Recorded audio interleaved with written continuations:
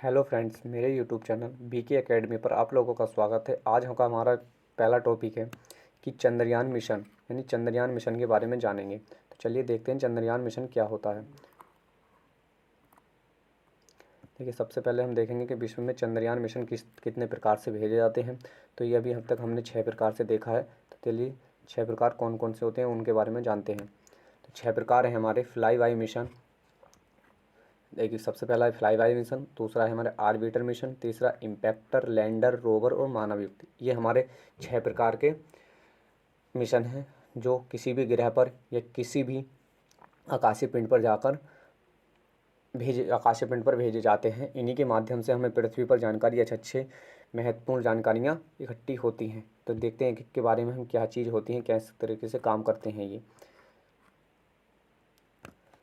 काम की बात करें तो फ्लाई बाई मिशन किसी आकाशीय पिंड के पास से होकर गुजरता है, न तो चक्कर लगाता न है उस पर उतरता है। देखिए, ये जो फ्लाई बाई मिशन होता है ना तो किसी आकाशीय पिंड का चक्कर लगाता है और ना ही किसी आकाशीय पिंड पर जाकर उतरता है। बस खाली ये वहाँ उसके पास से गुजरता है और जानकारी देना स्टार्ट कर देता है। जब जैसे जैसे ये दूर ज़्यादा चला जाता है उसकी जानकारी नहीं ले पाता। देखिए, वैज्ञानिकों को बहुत कम समय मिलता है जानकारी इसकी इकट्ठा करने के लिए।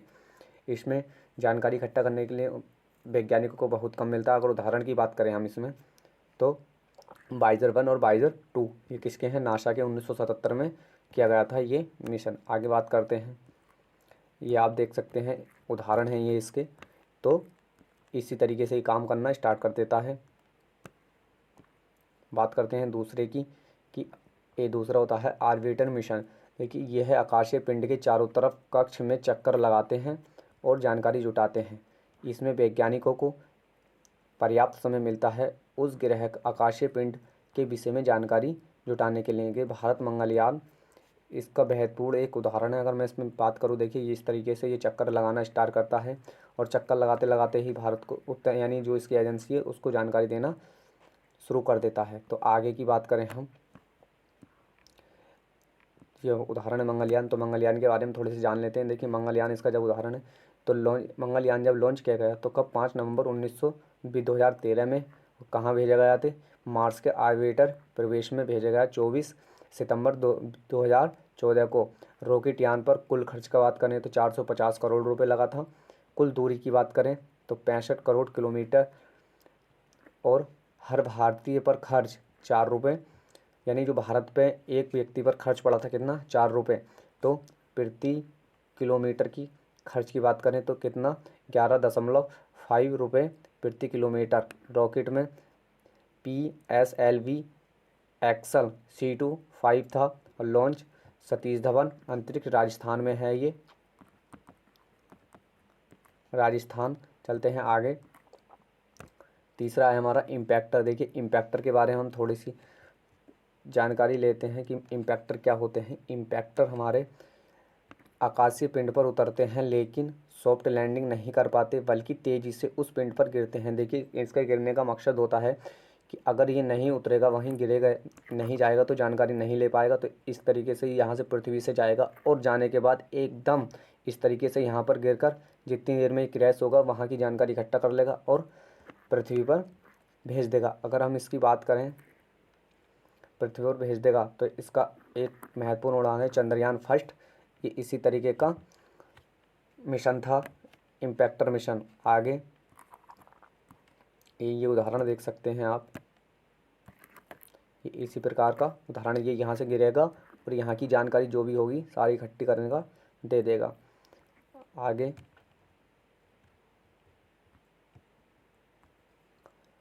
चौथा होता है हमारा लैंडर। लैंडर सॉफ्ट लैंडिंग करता है। ये आकाशीय पिंड पर बहुत आराम से स्पीड को कम करते हुए उतरते हैं। ठीक स्पीड को कम करते हुए उतरते हैं जैसे कि हेलीकॉप्टर, लेकिन यह एक स्थान पर उतरकर उसी पर खड़े रहकर अपनी जानकारी जुटाते हैं। ठीक, क्या जानकारी जुटाते हैं? अगर मैं आपको इसके उदाहरण की बात करूँ तो चंद्रयान फर्स्ट के या चंद्रयान जो रोवर अभी गए हैं उससे ये इसी प्रकार के हैं। देखिए, ये है आपका लैंडर होता है, तो देख सकते हैं। अब बात करते हैं हम रोवर की।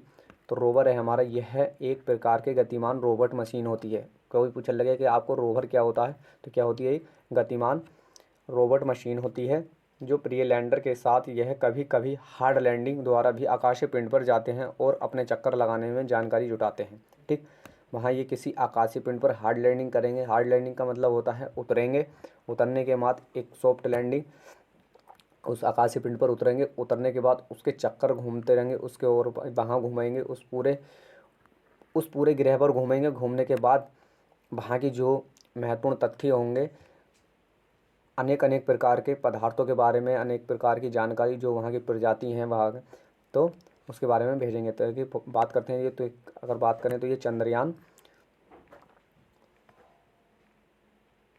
था प्रज्ञान। ठीक, आगे की बात करें, ये कह सकते हैं ये हमारा चंद्रयान 3 जो गया अभी उसी का एक उदाहरण है। तो ये रोवर होता है, नीचे ये रोवर है और ये लैंडर।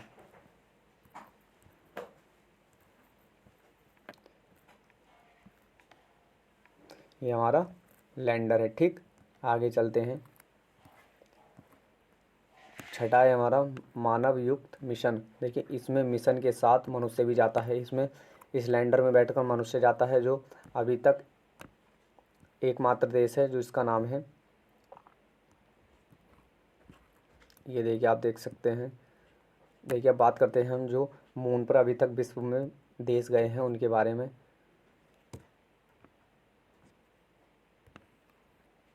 देखिए लूना प्रोग्राम, कुछ प्रोग्राम होते हैं जो उसमें भेजाते हैं। तो रूस ने भेजा था, एक रूस देश है, बस उस देशों को याद रखिए, सन नहीं मायने करता है। देखिए अपोलो यानी प्रोजेक्ट अपोलो, ये यूएसए है, जो 1961 में 1972 तक अपोलो मिशन अभी तक का एकमात्र प्रोग्राम है जो मानव को चांद पर पहुंचाने में सफल रहा है। तो ये क्वेश्चन आपको बहुत इंपॉर्टेंट है एग्जाम की दृष्टि से, जिसमें कि चांद पर बहुत चर्चा चल रही है। तो पूछा जा सकता है कि चांद पर जाने वाला पहला मिशन कौन सा था, तो अपोलो 11 यानी मानव को ले जाने वाला।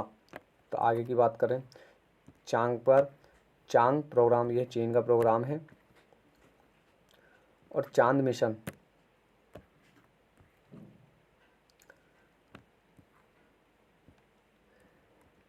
चंद्रयान मिशन, तो देखिए ये भारत का, आपको अभी इसके बारे में चर्चा चली थी। तो सबसे पहले हम बात करते हैं, देखिए ये इसके साथ ऑर्बिटर 4 यही गया था सिर्फ, तो ये सफल रहा था। लेकिन चंद्रयान 2 में ऑर्बिटर, लैंडर और रोवर तीनों चीज़ें गई थी, तो लेकिन ये क्रैश होने के बाद ये असफल रहा था। अब चंद्रयान 3 में लैंडर और रोवर गया है, ये सफल रहा है और इसने सॉफ्ट लैंडिंग की है। देखिए विश्व में 3 देश पहले ऐसे थे जो सॉफ्ट लैंडिंग कर चुके थे, और अब हमारा चौथे नंबर पर भारत आ गया है सॉफ्ट लैंडिंग करने में। तो देखिए सॉफ्ट लैंडिंग करने में बहुत तकनीकी की ज़रूरत होती है, जो हर किसी देश के पास नहीं होती। इसमें हमारे भी देश आ गया है जिसमें सॉफ्ट लैंडिंग करने की तकनीकी है। आगे की बात करें, चांद पर उतरने वाले मिशन जो सॉफ्ट लैंडिंग कहलाते हैं। देखिए चांद पर पहला मिशन कौन सा उतरा, चाहे असफल ही रहा, तो ये पूछा जा सकता है कि चांद पर उतरने वाला पहला मिशन कौन सा था। सबसे पहले तो नासा ने भेजा था, जो यूएसए की एजेंसी है, पायनियर मिशन 1958 में। तो ये सफल नहीं हुआ था, असफल रहा था जिसमें। और दूसरा था हमारा चांद पर पहला सफल मिशन रूस लूना, यानी रूस कोसमोस था, जो रूस का है, कौन सा, लूना 2। इसमें क्या गया था, इम्पैक्टर गया था, तो वो सफल रहा था। देखिए दोनों क्वेश्चन ये आपको याद रखने हैं कि कौन सा असफल रहा, कौन सा सफल रहा था। पहले हैं ये प्रथम कह सकते हैं। चांद पर सॉफ्ट लैंडिंग करने वाले अगर मिशन की बात करें हम, चांद पर सॉफ्ट लैंडिंग, तो लूना 9 रूस का था, ये लैंडर सफल रहा। सार्वेरिया, ये आगे जानकारी आप पढ़ सकते हैं। अपोलो नासा की थी। अपोलो 11 देखिए मानव युक्त पहला, ये अपोलो 11 मानव युक्त पहला था जो मानव को लेकर अंतरिक्ष के बाहर चांद पर गया था। यहाँ पर ऑर्बिटर, लैंडर दोनों गए थे, तो ये सफल रहे थे। प्रथम मिशन था ये, मानव के साथ मून पर लैंड किया था। देखिए मानव को ले जाने के बाद कहाँ, चांद पर उतरा था। अब बात करें कि चांद पर उतरने वाले वो प्रथम व्यक्ति कौन कौन थे उनके बारे में। तो देखिए चांद पर उतरने वाले प्रथम व्यक्ति थे हमारे नील आर्मस्ट्रॉन्ग जो प्रथम व्यक्ति चांद पर उतरने में कामयाब हुए। एडविन इनके एक साथ जो गए थे, इनके जूनियर एडविन ब्रज एल्ड्रिन थे, ये भी चांद पर उतरे। लेकिन तीसरे व्यक्ति थे माइकल कॉलिंस, ये चांद पर नहीं उतरे क्योंकि एक लैंडर को भी चलाने के लिए इन्हें वापसी आना था। तो लैंडर को चलाने के लिए यानी कंट्रोल करने के लिए वहाँ पर एक व्यक्ति की बहुत महत्वपूर्ण ज़रूरत होती है, तो इसीलिए ये उसी के अंदर रहे। तो आज के लिए इतना ही, मिलेंगे आपसे नेक्स्ट वीडियो में।